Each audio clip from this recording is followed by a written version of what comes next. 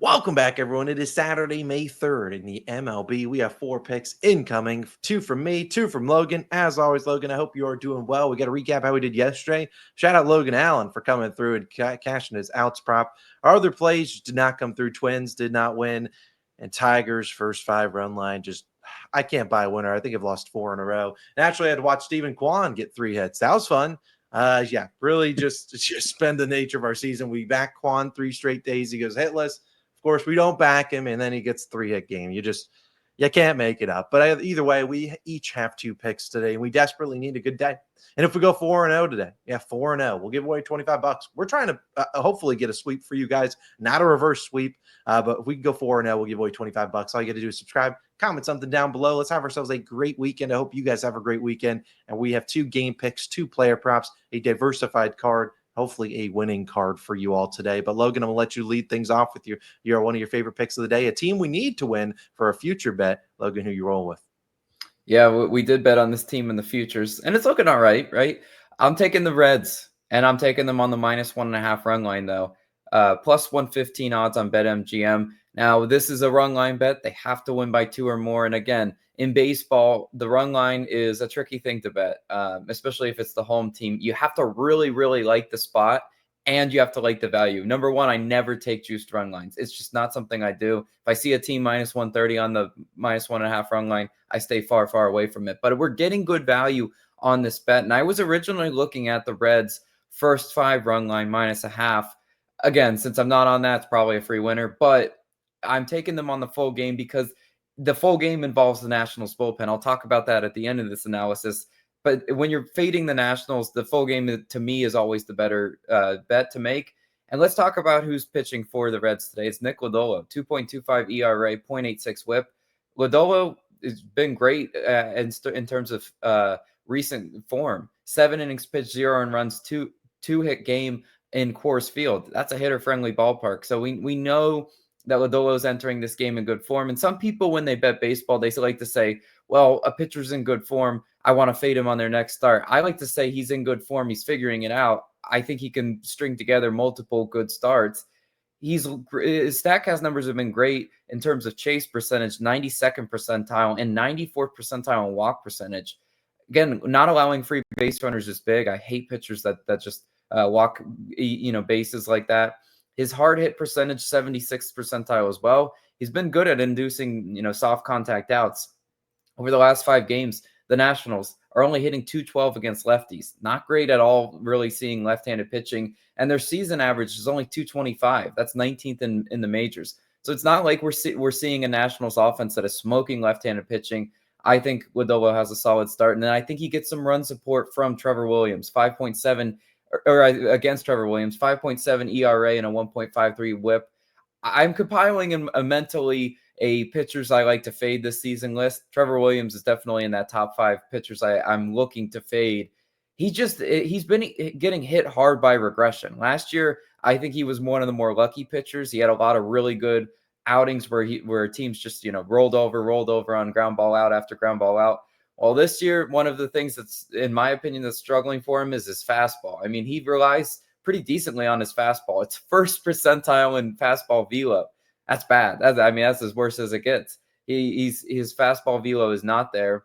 It's his most used pitch, and his off speed isn't great either. 12th percentile in run value. Again, not great metrics at all. And the Reds are 7th in batting average against right-handed pitching. When the Reds are at home and against a righty, that's when I feel like I can back them. The Reds also, we'll talk about bullpens, huge bullpen advantage. They're going to get some runs off of Trevor Williams, and then it's up to their bullpen to keep that run line covered for us. They're 9th in bullpen ERA, Nationals 30th, dead last with a terrible bullpen ERA.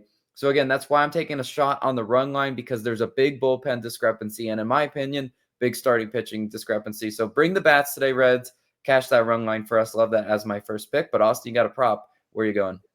Yeah, I'll lead things off with I'll start with my analysis. We got two player props, and I've been pretty bad recently. Lost four in a row myself, but there's been a guy this season has actually been pretty good to our bankroll, and hopefully he can get me out of the rut because that's Josh Naylor.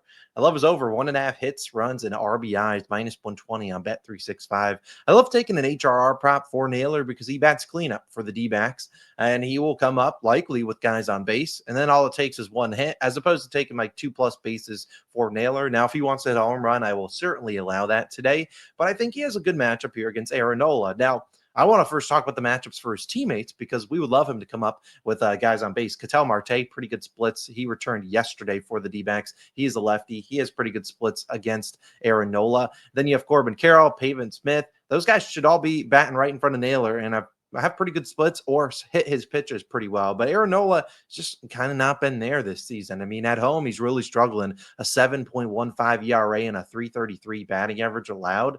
And versus lefties, his OPS is so much higher than it is against righties. In fact, this season, the batting average is about comparable, lefties versus righties, but the on-base percentage is much higher. And the OPS, 879 to left-handed batters compared to just 693 to righties. So, again, I just listed a bunch of guys in front of Naylor, who is a lefty. Ketel Marte is a switch hitter. He'll bat lefty. Corbin Carroll, Pavin Smith, those guys are all lefties. And then Naylor a lefty. So again, you're going to see a bunch of lefties come up. And I think there's guys on base that give Naylor an opportunity to just cash this with one swing of the bat, or he could cash it by just getting 2 hits today. And by one swing of the bat, sure, he could hit a home run, but I more mean like a single that leads to one of those guys getting scoring a run. But again, Nola's really struggle here has been the velocity. He's not as extreme as Trevor Williams, like Logan was touching on. But again, the four-seamer velocity is really down. And his best pitch is his knuckle curve, but he sets up the knuckle curve with the four-seamer on the other pitches. Well, the other pitchers are getting tagged. And so he doesn't have the ability to set up that knuckle curve. And we've seen his four-seamer expected batting average 350,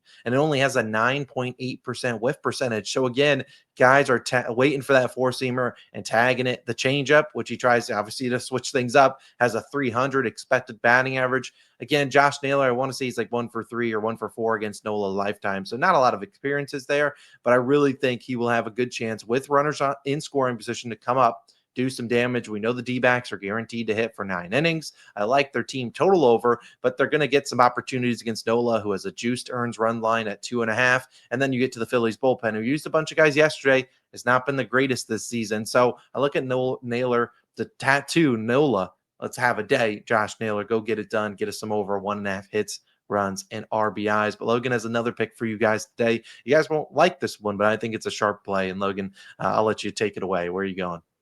Yeah, people are not going to like it at all. Taking the Braves on the money line, -105 odds on BetMGM. Look, the Braves are one of those teams that I think have underperformed a lot in the month of April. Now it's May. It's really time for them to figure things out. And they lost 2-1 yesterday, kind of like a weird game. I think they even up this specific series at home. A reminder, they're 0-4 against the Dodgers this season. They have not beat the Dodgers. Now they're priced in like a pick 'em type game. Again, what is that saying? I do think it's definitely the sharper side to fade the Dodgers when the Braves are slight favorites or in the pick 'em role. Where this line closes, who knows? But Spencer Schwellenbach starts for the Braves. I think he's one of the only pitchers on the Braves that I'm really looking to actually back. 2.87 ERA, 0.98 WHIP. For Schwellenbach in 3 games at home, his ERA 1.29. So again, I really do like Schwellenbach pitching at home. I think he has a solid start in this one. He's elite at chase percentage, 90th percentile. He's great at not walking guys, 92nd percentile in walk percentage. And he's able to induce the ground ball outs, which is big against the Dodgers because they have one of the best lineups in baseball. You got to be able to, limit those sharp contact extra base hits. He's 75th percentile in ground ball percentage. Keep the ball on the ground, and I think that's the recipe for success. I think he has a solid outing in this one. And again, who's pitching for the Dodgers? One of the only Dodgers pitchers I'm very comfortable fading, it's Roki Sasaki, 3.55 ERA, 1.42 WHIP for Sasaki. His StatCast numbers are not great at all. 3rd percentile in walk percentage, 15th percentile in hard hit percentage. His expected ERA is a 5.51. So looking at all those numbers, I think Sasaki is just at start to start, he's very fadeable. And again, it's up to the Braves to really bring the bats. But the only time I want to back the Braves is at home and against the righty. Historically, that's where they're at their best. They're hitting 272 against right-handed pitching at home this season. Like anywhere else and against any other scenario, I think the Braves offense is very suspect. But I think they can get to Sasaki, and I think they can tag him for several runs, give Schwellenbach a little bit of run support.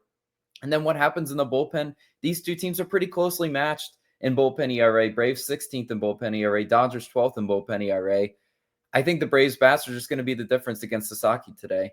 And I do think the Braves finally steal one against the Dodgers. Look, when a team has your number, you're eventually due for a win, and especially at home in front of that home crowd, which is probably going to be a big crowd tonight when the Dodgers come into town. They're going to want to win. They're going to do everything they can to win this game. Give me the Braves on the money line, a pick that no one's going to agree with. Nobody likes fading the Dodgers, but I'll do it here in this spot. I like them as my second pick. Austin, you got a last prop? Where are you going? Yeah, I'm going to a team that I really wanted to take on their team total over, but I ended up just settling on their guy that's going to back clean up. And I hope my two HRR props can get me going because it's going to be Eric Wagman of the Miami Marlins over 1.5 hits, runs, and RBIs. I love targeting these HRR props that are playable for guys that we know are going to back cleanup because cleanup guys are always the ones that get up with guys on base. And then we're not asking like a guy that had to lead off to get a single and then have his teammates hit him home. Instead, we just need Wagman to hit someone home. And that's probably going to be the case. So I'll at least have one, maybe two plate appearances where he gets a guy in scoring position. We just need him to get it done. Now, today, Wagman's is minus 115 on DraftKings. Him and the Marlins are back at home taking on the A's. Yesterday, they lost 6-1. I feel like the one run was really kind of an outlier in terms of what they probably should have gotten. They had a ton of hard hit balls, including Wagman. Some of them just did not fall for a hit, and they just didn't get the job done. But today they'll face Osvaldo Bido, and I love this matchup for Wagman. Now, we've talked, and Logan's talked about pitchers, righties that have reverse splits where they actually struggle more against righties. So when we've been back at Trey Turner bases, Osvaldo Bido might be one of those guys that when he faces some good right-handed bats, we want to target them. And today, Bido, you look at him, 356 batting average allowed to righties, a 997 OPS. So he's actually really struggled against right-handed batters. And Wagman hitting 321 at home, over 300 against righties, and he's hitting about 266 versus righties this season on the year, 270 versus lefties. So his numbers are about the same. But what I really like from him is that he's 93rd percentile in expected batting average, so it's not like it's much of a fluke. He's 80th percentile or higher in hard hit percentage, expected slugging, squared up percentage, a K percentage, and more. So he's putting the ball in play. Yesterday, he had 3 hits, and one of them only was like 75 miles per hour off the bat. He had the other 3 hit balls that he put in play all over 100 miles per hour. So he's hitting the ball hard, which leads to good things. And at the end of the day, this is a guy in Bido who's is what he is. He's been lucky getting guys out with runners on scoring position, but this is a guy that's 4th percentile in K percentage, 10th in ground ball percentage.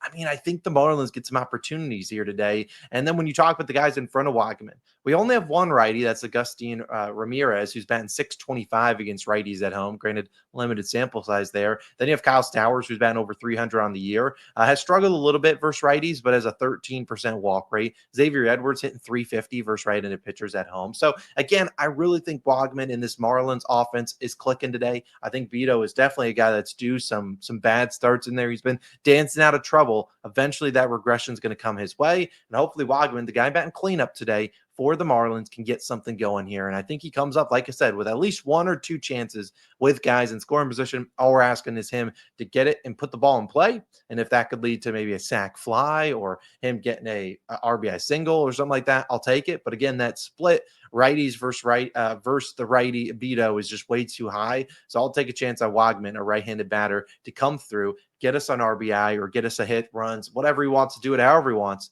Hit a homer for all I care. I love Eric Wagman's over 1.5 hits, runs, and RBI. So to recap the full card, 4-0 sweep incoming. Reds minus 1.5. Josh Naylor over 1.5 hits, runs, RBIs. Braves on the money line, and then Eric Wagman of the Marlins over and hits, runs, and RBIs. Let's hope for a 4-0 day. Let's start to kickstart a hot streak. We are well overdue for one. Let's do it today. Let's have a great weekend, and we'll see you guys back again tomorrow, hopefully doing a $25 giveaway because we went 4-0. We'll see you guys then. Peace.